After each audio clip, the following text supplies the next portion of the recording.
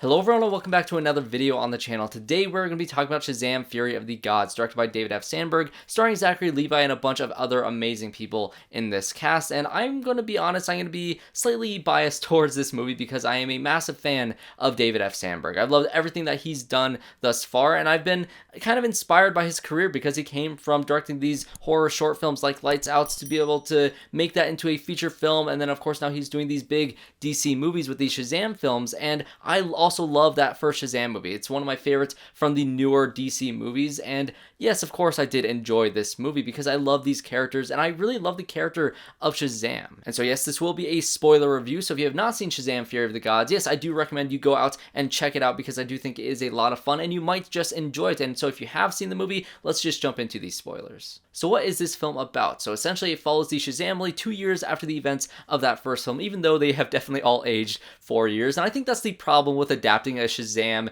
character into live action, into the movies, because kids are going to age really, really fast, and that's the case in this movie. But you can also use that as the advantage to have kind of an older storyline for these characters, especially with the character of Billy Batson, because he feels like an imposter, essentially, in this role of being this hero with all his other siblings looking up to him to be the main leader of this group, and he feels like he doesn't deserve to be the champion. He feels like the wizard made a bad choice by making him the person that's supposed to be pure of heart and be this hero that everybody can look up to, because at the end of the last film, he used his family to make himself look better. He needed them to really thrive in, being a superhero. And so that's exactly how he feels in this film. He feels like it needs to be all of them or none of them. And so at the same time, we get to see the Daughters of Atlas, played by Helen, Mirren, Lucy Liu, and of course Rachel Ziegler. And you have these characters who have been trapped basically in their world in Mount Olympus, and their world is dying because all the magic was stolen from it by the wizard and given out to essentially these group of kids that are just kind of abusing their powers and just having fun with it and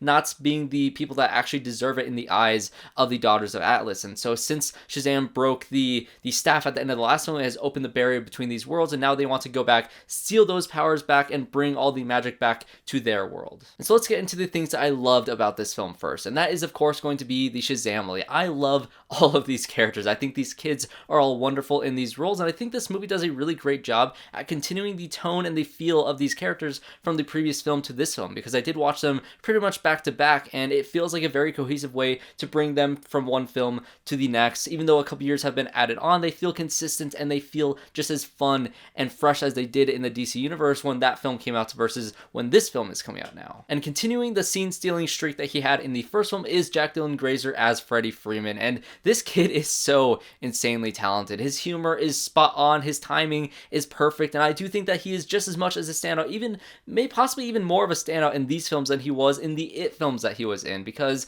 he just knows this role and he fits it so perfectly, and he just brings such a shining bright spot in the middle of this film as the heart of this film. And his relationship and his friendship with Billy Batson is also a great standout, but he also gets a lot to do with Rachel Ziegler as one of the Daughters of Atlas, and this slight little romance that they're forming in this thing, because he is a kid. He doesn't really have a lot of attention from girls in his school, and so when this girl walks up to him and kind of presents herself as this really cute girl that's kind of giving him attention, that thinks it's cool that he was, the kid that knew the superheroes, and she's interested in knowing what he is about. It's a very cute sequence, and I do think that these two actors have really good chemistry together, and they're just both really charming in this film. But the filmmakers also have a good idea of how to utilize Jack Dylan Grazer, because they had this storyline where the staff is recreated by the wizard, and now the Daughters of Atlas have the staff, and they have the ability to steal the powers of Shazam from all of these kids, including Jack Dylan Grazer's character as Freddy. He's the superhero, he's talking to Rachel Ziegler's character, and Lucy Liu zaps him with the staff, and he is back to being just Jack Dylan Grazer, and he's pretty much that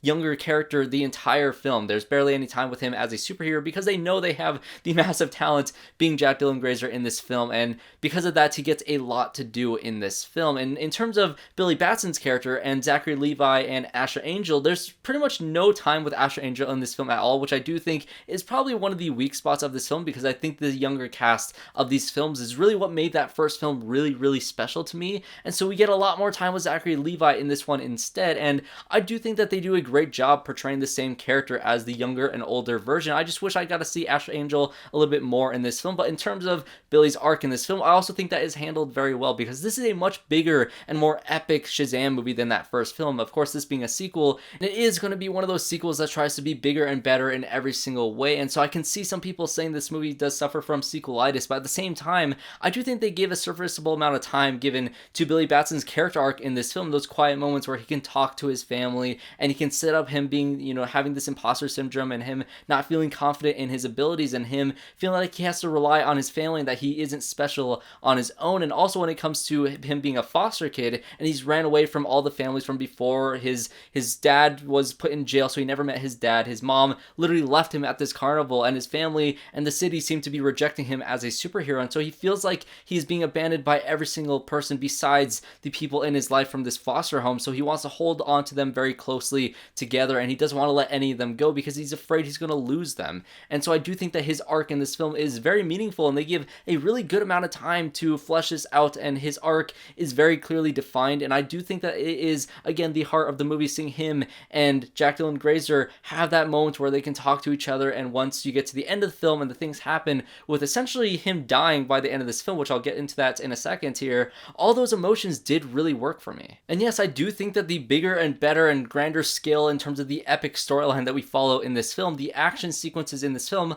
I do think are much better than the first film, because David F. Sandberg really knows what he's doing behind the camera. No, he's not given the massive and giant budgets that something like even Black Adam probably had a much bigger budget than this film did. And of course, the other DC movies like Batman vs. Superman and Wonder Woman and all these other bigger IPs are going to give a lot more money to those films. And David F. Sandberg does a great job at balancing that little higher to mid budget, film, and dedicating a lot of time and effort into making everything feel fleshed out. And I think the CGI also looks consistent throughout the entire movie. There's not really anything that I could point at saying that this is a much weaker standpoint than all these other DC movies. Yes, it is very reliant on CGI, but David F. Sandberg comes from a visual effects background, and so he knows how to balance these things. And I do think that the believability in terms of the fantastical elements inside of this film really does work. And honestly, I think every single film could use a dragon. Honestly, just put dragons in everything, because dragons are really cool, and I loved the dragon in this film. Seeing Shazam fight this thing was awesome, along with all the other creature designs in this film, along with the unicorns. And there's this one creature, this one monster that is released into our world that looks like a giant, guy with one eye. He has a horn, and he's just this big muscly thing, and it looks like a guy in a giant rubber suit. It feels very old school, and yes, I know it is CGI, but it had that tangible feel to it because of the direction they went with the visual effects of this. And it just felt like they could have filmed it in camera without visual effects and just a suit, and it has a charm to it that I think that a lot of films kind of lack. And another thing that feels very old school in this film, because I do think this movie has kind of an early 2000s feel to it in a positive way, is the fact that this city in Philadelphia feels like it's actually in peril, and you get to see so many people, whether it's the bridge sequence at the beginning of the movie that I thought was a great sequence of showing all these different heroes working together in a fun way to save all these people with a great song going on in the background. I really loved all that, but the movie does focus in on, several different civilians. It's not just that one, waitress in Avengers, or that one family in the Justice League, or other things like that. You get to see these people truly be in peril, and most importantly, you get to see the heroes being heroes and saving these people throughout this entire film. It honestly feels like a Sam Raimi Spider-Man thing, where you get to see these extras in the background just kind of being goofy and funny. And you see it in the trailer, but when Zachary Levi is talking to Helen Mirren in that Philly cheesesteak little picnic table area, there's a bunch of people in the background, and when he calls out to his family, they're supposed to show up. It cuts to a wide shot, and all the extras are just gone. They just disappear in that one edit, and I don't know, it made me laugh. It's just kind of a goofy thing that you get to see. Yes, it may be a flaw in the film in terms of the editing and in terms of the continuity, but it's that sort of charm that old Sam Raimi Spider-Man movies had, with these extras being in peril. And of course, if you're a fan of David F. Sandberg, you're going to get a couple little cameos that only you'll realize if you've been looking at his films from the very beginning, because of course, Lota, who was the star of the Lights Out short film, is also his wife, and she's in this film as the woman listening to the song on the bridge sequence. And so she gets a lovely little cameo in this, along with the first film, which she died brutally in that first film as her little cameo in that, but this time she survives. But who dies in this film? It's of course going to be David F. Sandberg in his little cameo. He's the one who's picked up by that creature at the end and dropped to his death. So R.I.P. David F. Sandberg's cameo in this film. But let's get into some of my mixed feelings about this film, because of course it is not a perfect movie. So let's talk about the Daughters of Atlas, played by Helen Mirren, Lucy Liu, and Rachel Ziegler. And the thing that I liked about them the most is the fact that they have some conflicts between each other, which is why I think I like them a little bit more than the villain in the first one, which I think is the weakest parts of that first film. But in this film, I do think that their conflicts amongst each other is what makes them stand out a little bit more than the forgettable villain in a lot of these comic book movies. Helen Mirren is of course going to be the standout in this film because of course it's Helen Mirren. She is a great actress, going to be one of the greatest of all time, and she brings a lot of menacing threat to this film that they sorely needed, because of course when you have a movie with this much epic scale as this one does have, it needs to have somebody that can ground it in a really great performance. And I think that her, I guess, really strong need of a revenge of having her magic stolen away from her is very much the thing that is going to drive these characters the most. And like I said, Rachel Ziegler is very charming in this film, and her dynamic between Freddy is really great, but also her dynamic between the actual sisters in this film is very strong as well, because she's kind of the one that wants the most peace of everybody else. Yes, she wants to get the magic back because her world on Mount Olympus is kind of dying right now, and so they need that magic back, but at the same time she doesn't want to hurt anybody else, specifically Freddy, because of this, hunger for this power. And Lucy Liu's the character that just wants to kill everybody. Yes, Helen Mirren is not afraid to hurt people to get this magic back and to lie and manipulate and do all these things to get that power, but once she gets that power, she wants to take this golden apple, which is kind of the MacGuffin of this movie that can bring back the tree of life in their world. She wants to plant it in her garden on Mount Olympus. She doesn't want to plant it in the human world because that would destroy the human world, and that's essentially what Lucy Liu's character wants to do. She doesn't care. She wants the humans to be punished from what they did. And so yes, I do like these villains a little bit more than that last film, but at the same time, I don't think they really get too much time to shine, and that bickering between each other, that idea of this conflict is not really presented in the most believable way. I think that Lucy Liu's character and her way of, trying to kill Helen Mirren by the end of this film and trying to take the golden apple for her own reasons and plant it in the human world, yes, it brought a really epic action scene by the end of the film, and yes, she got to ride a dragon, but at the same time, her lines of dialogue just felt a little bit stilted, and it felt like she didn't really have too much to do on the page, which is the bummer of this movie, and having Lucy Liu in a film and kind of wasting her talents a little bit. I do think that she could have definitely been stronger in this film. And Rachel Ziegler's powers kind of confused me because she can kind of manipulate the world around her and the reality around her kind of like in a Doctor Strange sort of way. And the way I rationalized it the second time I watched it, because I have seen it twice already, she's kind of teleporting people around. That's the way I kind of see it, because all the world kind of moves around. I was kind of confused, like when she's moving the world and everything's kind of folding in and on itself, can regular people see that, or is it like a mirror dimension type of thing that Doctor Strange can do in that first Doctor Strange movie?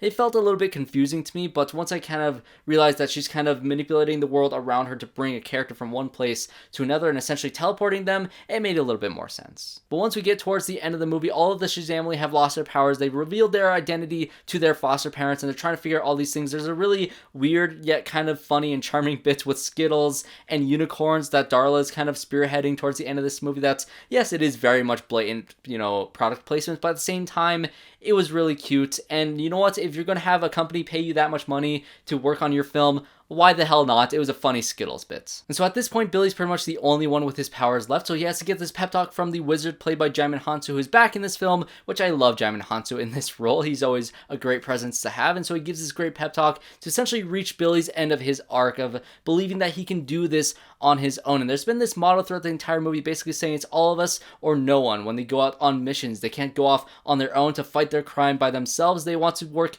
as a unit, but at this point in the film, Billy has to realize that I can save all of you and no one will get hurt. And that is going to be the self-sacrifice that he makes by the end of this film, because he gets contained in the bubble. Helen Mirren shrinks it down to just contain it in the tree with the baseball stadium. All this is happening in this dome essentially, and he builds up the power in the staff to build it up as a bomb, and he stabs the dragon, and he says Shazam, strikes it with one last lightning bolt, and the whole thing just absolutely explodes, and they are obliterated inside of this dome. And I think this movie has a lot of guts to kill Billy Batson in the way that he did, and having Freddy just lean over his dead body just crying, and even his face looks mangled. It's not like he's just there, he looks completely fine. He looks like he has died by the end of this film, because he did. They literally bury him in the garden at Mount Olympus, and they have this very sad sequence of Freddy crying over his dead body, and it's very emotional. I do think that the emotions really do hit, because I do love these characters so very much, and of course you have to have a way to bring him back to life, and you get the Wonder Woman cameo, which is teased